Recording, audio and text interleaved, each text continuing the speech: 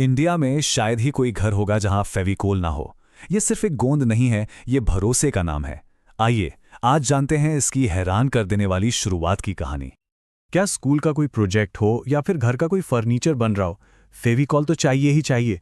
मतलब ये हमारी डे टू डे लाइफ का एक हिस्सा बन चुका है, एक अटूट हिस्सा। लेकिन क्या हो अगर पता चले कि इस ब्रांड को बनाने वाला इंसान एक वक्त में चपरासी हुआ करता था।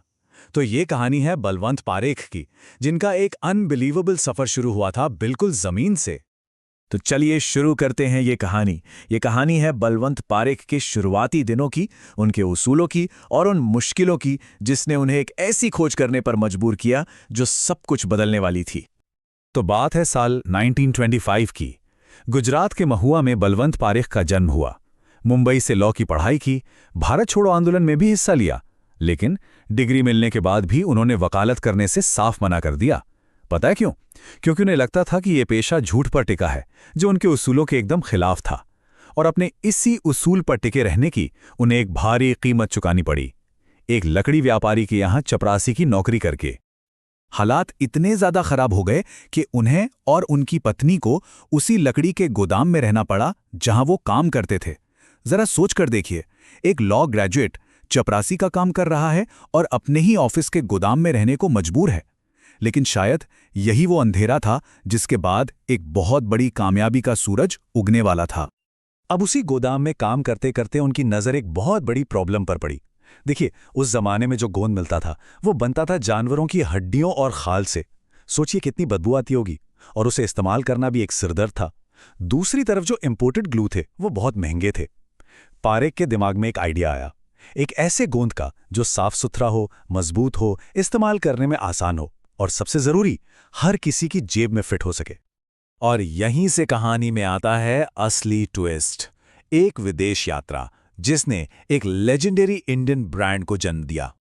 तो हुआ ये कि पारेख की मुलाकात एक इन्वेस्टर से हुई और दोनों ने मिलकर एक इंपोर्ट बिजनेस शुरू किया। फिर साल 1954 में उन्हें बिजनेस के काम से जर्मनी जाने का मौका मिला, और बस यही उनकी नज़र पड़ी एक खास गोंद मूवीकोल पे। और फिर क्या था, 1959 में उन्होंने इंडिया में फेविकोल लॉन्च कर दिया और अपनी कंपनी पिडीलाइट इंडस्ट्रीज की नींव रखी। तो सवाल ये है कि ये मूवीकोल आखिर था क्या? देखिए, ये जर्मनी में बना एक सिंथेटिक ग्लू था। मजबूत भी था, इस्तेमाल में भी आसान था, लेकिन एक दिक्कत थी, इससे इंडिया में इंपोर्ट करना बहुत ज़्यादा महंगा पड़ता था। इतना महंगा कि आम कारीगर उसे खरीद ही नहीं सकता था।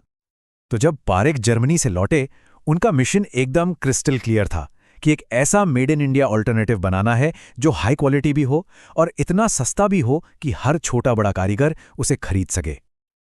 अब प्रोडक्ट तो बन गया, लेकिन असली चैलेंज तो अब था, एक ऐसे मार्केट को जीतना जो नई चीजों पर जल्दी भरोसा नहीं करता। और इसके लिए पारेख ने जो स्ट्रैटेजी अपनाई वो आज भी मार्केटिंग की किताबों में पढ़ाई जाती है।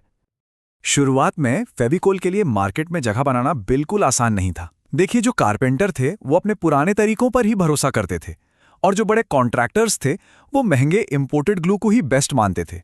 फेविकोल को तो सब एक लोकल सस्ता प्रोडक्ट समझकर इग्नोर कर रहे थे। अब देखिए, बड़े बड़े एड्स चलाने के लिए तो पैसे थे नहीं, तो पारेख ने चुना ग्रास रूट्स मार्केटिंग का रास्ता। वो खुद निकल पड़े एक एक कारपेंटर और दुकानदार से मिलने। उन्हें समझाया कि फेविकॉल में क्या खास बात है।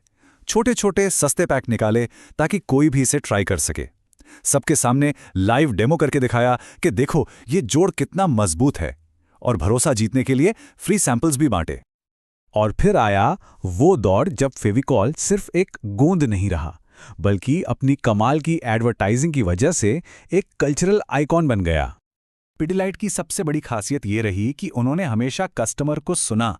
लोगों की शिकायत आई कि ह्यूमिडिटी में जोड़ कमजोर हो जाता है, तो लीजिए मार्केट में आ गया फेविकॉल एमआर। फिर 1985 में जब लोगों को कुछ फटाफट जोड़ने वाला चाहिए था, तब आया फेविक्विक। और फिर वाटरप्रूफिंग जैसी दिक्कतों के लिए डॉक्टर फिक्सिट भी आ गया।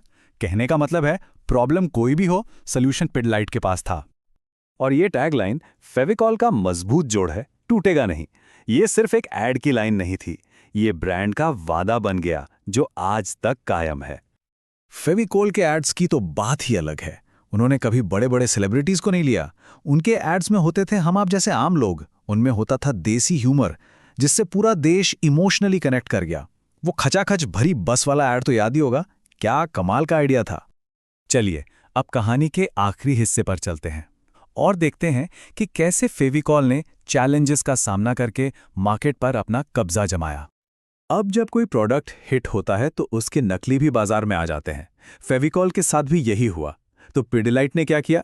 उन्होंने यूनिक पैकेजिंग बनाई और फेक्स पर लीगल एक्शन लिया। और उनकी दूसरी स्ट्रैटेजी तो और भी स्मार्ट थी। जब भी कोई कॉम्पिटिटर खड़ा होने की कोशिश करता, पिडिलाइट उसे खरीद लेती थी। जैसे एम-सील और रॉफ आज दोनों पिडिलाइट का हिस्सा हैं। तो इस ब्रिलियंट स्ट्रैटेजी का नतीजा क्या निकला? नतीजा ये कि आज इंडिया के एडहेसिव मार्केट का 70% से भी ज्यादा हिस्सा पिडिलाइट के पास है। ये कोई छोटा मोटा नंबर नहीं है, ये उनकी एब्सोल्यूट डोमिनेंस को दिखाता है। और रुकिए, ये कहानी सिर्फ इंडिया तक ही नहीं है। आज पिडिलाइट के प्रोडक्ट्स 80 से भी ज्यादा देशों में बिकते हैं। सोचिए, ये है ग्लोबल रीच। और आखिर में ये नंबर, ये उस पूरे सफर को बयां करता है जो एक छोटे से गोदाम से शुरू हुआ था।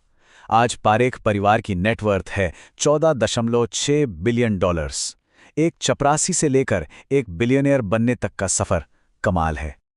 तो सवाल ये उठता है कि एक छोटी सी ऑब्जर्वेशन को एक ऐसे एम्पायर में बदलने के लिए क्या लगता है जो करोड़ों दिलों से चिपक जाए? बलवंत पारेख की कहानी शायद इसी सवाल का सबसे मजबूत जवाब है।